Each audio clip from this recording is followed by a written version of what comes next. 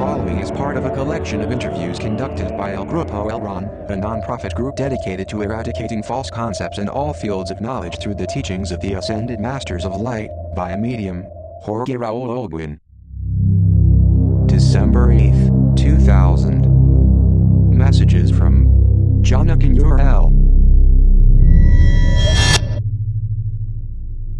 Who will communicate?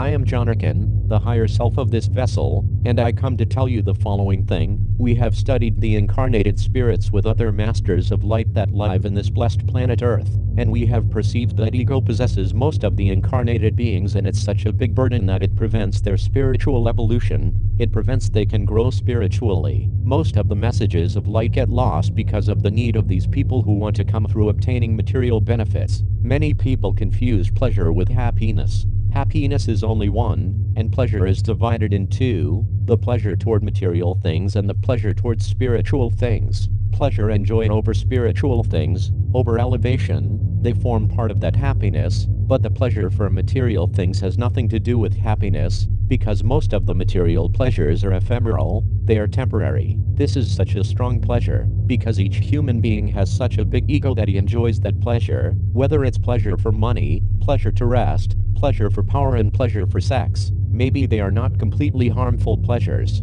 There are lower pleasures such as drugs, alcohol, tobacco, and others, like sadism and masochism. They are already very heavy reactive elements that affect each human being, and ego gives place to them in all the cases.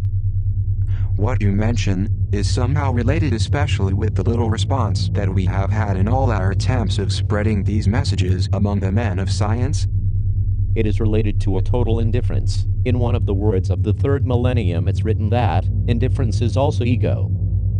But why so little reaction, so little interest? Isn't it abnormal to say it somehow?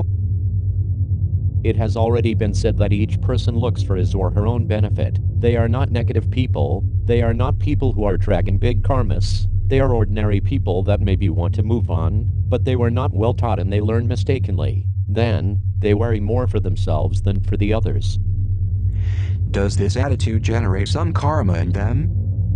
Regrettably, this attitude generates them new karmas. They confuse the paths of kindness. They have no idea of what the true kindness means. They think that playing their roles well, as a mother, a lawyer, a doctor, an engineer, they are already conquering the spiritual kingdom. Johnakan, I have sent hundreds and hundreds of emails, especially to astrophysicists, astronomers and scientists in general, with the telepathic messages of the higher self of Roger Penrose, warning about the mistakes of his incarnated part that even influenced in Stephen Hawking, and the few replies I received were only mockeries. It is difficult to understand, but these scientists should have checked thoroughly more the message than the way we received it, I mean through mediumship. They disbelieve totally. Most of the scientists are not only weak-willed as for interest to grow, because the word disinterested would not be well expressed, but rather they have a feeble skepticism, to such a point that they don't believe in extraterrestrial life because their famous radio telescope has not discovered it. Then they think that it doesn't exist. They reason absurdly, thinking that the Absolute made thousands of millions of galaxies with thousands of millions of stars only for one planet, the Earth. It's impossible for them to be more close-minded. Correct. If you want, we can move on to the questions you have. Okay, I have watched some documentaries and I also read in books cases of travelers that simply took a deviation off course of their destination. They entered into a place which is not on maps. They conversed with the villagers, they ate and they spent the night, and then they continued their trip. The strange thing is that later on they talked about their experience to the inhabitants of closer towns, and they informed them that that place didn't exist and they considered them as hallucinated people. These travelers tried to repeat the experience, but they were not able to find that place again. In addition, there is the strange fact that the place they had arrived to doesn't belong to our time, but to 1 century ago, for example. On one hand, they might have seen a dimensional hole and they can go to a parallel universe, or to take a trip through time and travel to a century ago. The most possible thing is the trip to a parallel universe. You are offering it as an alternative, but according to the story of those travelers, the fact is true and it happened. Is that really so? Correct, because the planet Earth is surrounded by meridians and energy parallels, and in the crossings of those meridians and parallels there are dimensional short circuits and many things can happen there. I understand. The second question I have is if those dimensional doors can only be found by chance, or could there be some scientific way to find them and enter to those parallel worlds? They can be found scientifically, but the science is not yet developed on Earth. In other planets the science has been developed. What is the key to develop it? Quantum physics. Is the United States advanced on this aspect? They are advanced in particles and even with some animals, and not only the United States but also Japan. Is there something already discovered about what the Tibetan prophesied in one of the books dictated through mediumship to Alice A. Bailey regarding the discovery of a radio to communicate with the spiritual world or the supraphysical planes? It has not been achieved yet, but they are trying continuously. They are always experimenting, sending waves to the ether, let us call it in this way. But there is a very big problem. For quantum physics it is easier to send particles to the ultra universes than signals, because the particles can be manipulated to surpass the speed of light, but not the waves. We know that the spiritual worlds are above the speed of light in vibration. For that reason they are called ultra universes, and waves cannot surpass beyond the speed of light. They have achieved it with particles, so there is a scientific and real explanation for each thing. I understand. Do alternate universes really exist, or is it just a possibility? The answer is yes. The alternate worlds exist in the same way as parallel universes exist. How many are there, and how are alternate universes formed? The alternate universes are infinite, and they take place from nanosecond to nanosecond, because they are formed according to each individual's action. And if in this planet there are only 6,000 million beings, there are 6,000 million beings that are deciding at each instant different things. Alternate universes, in their infinity, can only be embraced and understood by the absolute in. Then is it impossible to go to those alternate worlds? Physically I don't see it possible. Let's suppose that the subject A makes a determination and automatically he or she becomes subject B, who is in an alternate world. From the moment the person changed a decision, he or she already formed an alternate world, and the subject B will never coincide in one point because they are in fact alternate. Being alternate universes, they are different possibilities. In the superphysical or spiritual world, how does time function? Does it pass the same as in the physical plane? Time in each one of the planes is always the same. The only one who is out of the now is the absolute. How could John Zebedee see the future narrated in the apocalypse if nobody can see the future, except only for time travelers? It was said already that the Master Jesus and I are twin souls. The Master Jesus also said that before his disincarnation he went to another world to complete another mission, and when that mission was accomplished, he disembodied. We were so kindred in many things, and I interpret that I was maturing since the Master's death, because I was very young in that time. Then the Christic energy that took Jesus in the Jordan River also took me. When that sublime woman Mary disincarnated, I was with such big anguish because I lost two dear beings. First the Master Jesus and then his mother, and most of the apostles got disconnected from each other. I even wrote a series of books that later on were lost. I separated from the family, I fell into depression, and I began questioning many things. Then I went to Greece. I was persecuted many times. Yes, of course. Are we speaking about the island of Patmos? Before that, and the Christic energy took me. That Christic energy, the same one that took Jesus, invaded me with its golden ray. The Christ energy has knowledge, even without being a dimensional logos in that time. In addition, it has contacted with high-level entities, not only with Elohim that are in the plane 8, but also with the essence of the 9th plane. The Buddhic energy and the Christic energy are not only two of the highest divine energies that exist on this planet, in this galaxy, but in thousands of worlds as well. Nothing to do then with the foresight of the Catholic Church that attributes everything to the earth? Of course, many of the ideas in the apocalypse were spoken in paradoxes, and many things were real, but many things were also adorned to impress more people. But always from the base of real ideas? Sure, otherwise nobody would have paid attention to the stories. I have even achieved that many writings were incorporated into the Bible. I consider that the point is clear. Now I want to move on to another question. What is that feeling that apparently human beings have, of having already lived a certain situation? This sensation is called in French, déjà vu.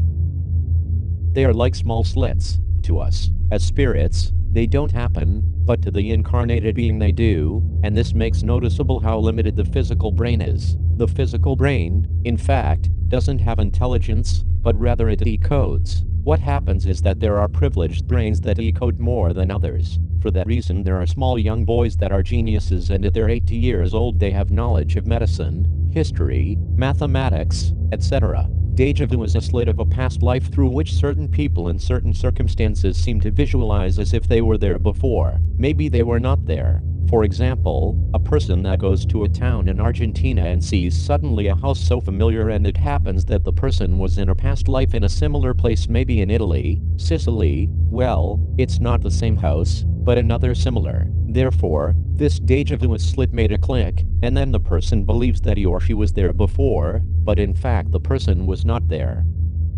But obviously, a circumstance can exist of a person who was in that place before. Of course, but in this case it doesn't have anything to do with the denominated déjà vu. Okay, I understood perfectly.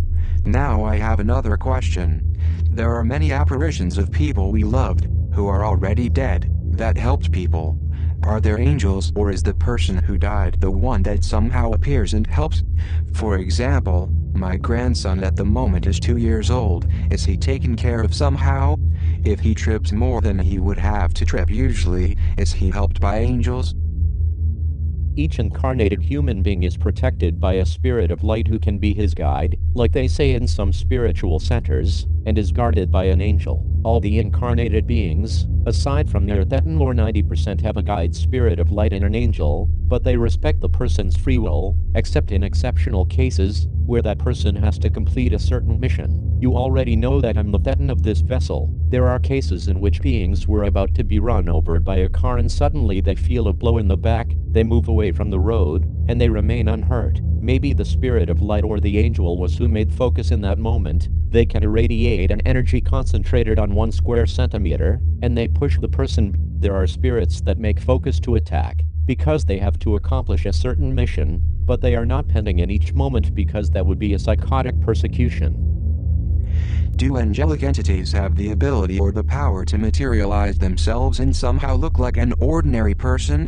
I ask it because something very punctual happened to me when I was driving from San Juan to Rioja on a completely deserted road. Suddenly I saw in the distance 2 people making signs for me to stop. When I did it, I saw that they were 2 creatures, 2 children of 6 or 7 years and a 5-year-old boy. Poorly dressed, but they were clean. That was odd to me. The children requested me only water, showing me a rusty little cup. I asked them if the water was to drink and they answered affirmatively. Then I gave them 3 bottles of fresh water I had, and I almost had nothing left. It was really an act of madness because I had to drive more than 150 kilometers on the deserted road and my Fiat 600 was overheated, but I felt tenderness for the children and I didn't reason. Everything was very strange because it was impossible that those children lived in the desert. The children appreciated the water and they left toward a kind of tent that barely had 2 square meters. A lady that I supposed was the mother of the children greeted me, thanking me. I got out of the car to examine the scene because it didn't make any sense, and although I tried to see life somewhere else, at least a tree, I only saw desert around them under a tremendous sun in the most torrid summer. Then, I got into my vehicle and I left totally heartbroken because I couldn't do anything more for them. In your case they were angels. Did they become physical? No, they didn't become physical, they were simply spectral figures. It is incredible, because I still remember clearly those children, the little cup, their clothes, the alleged mother and the tent, and everything seemed totally real. I cannot imagine that what I saw didn't exist. I want to clarify that angelic entities, like the spirits of light or error, are traces of light. When they appear in an anthropomorphic form, it's because those angels evidently embodied and later on they disembodied being children, because they had embodied to accomplish a mission, and once the mission was accomplished they disembodied. Always, as much the spirits as the angels, when they are allowed to see, they can be seen with their last shell. Do you understand what I mean? Perfectly. Then, if those angels had never embodied, they would have never been able to show themselves in the way you saw them, as human children. Do they always do this when they have to help somebody? Correct. The entire incident with those children moved me a lot, and it left a mark on me for life, because I didn't expect they would ask me for water. But the key question is, why did they appear on the route and exactly in that moment? There were several reasons. For example, to save your life, because in that moment you were thinking of other things and you could have fallen asleep and crashed the car, because in those moments you were going through ordeals, remembering affections, loved people, and in that way they returned you to detachment. Remember that earthly love is a love of necessity, and if suddenly you have a material need with a physical person, you are so fond, too much attached to the physical love, then it is like that apparition somehow told you, well, let's see if you also turn to the other love too. What you say about my material attachment, it's completely true, and those children really detached me and they returned me to the other love. I remember vaguely that later on the truck made me slow down. I believe that it saved my life, because after that the front wheel exploded. If that wheel had exploded while I was driving at more than 100 km per hour, evidently the car would have crashed and I would have died or be paralyzed. There was a projection in your mind so that you reduced the speed because it was not the moment for you to disembody. Was that projection provoked by my the 10? No, the two angelic entities did it. I have to recognize that they did it as well, because I remember everything very real. Moving on to another question, was the famous Star of Bethlehem a UFO as many people say, or it was a planetary conjunction? It was a planetary conjunction. Nothing to do with UFOs or extraterrestrials? No, but in any case in that time there were spaceships that did guide travelers. But concretely the Star of Bethlehem was a planetary conjunction? Correct. On August 6th of the year 6 BC, when my master the illuminated Jesus was born, there was a conjunction of 3 planets of this system, and if now, those who work with computers make the diagram of the sky in that time, they will be able to know this with certainty.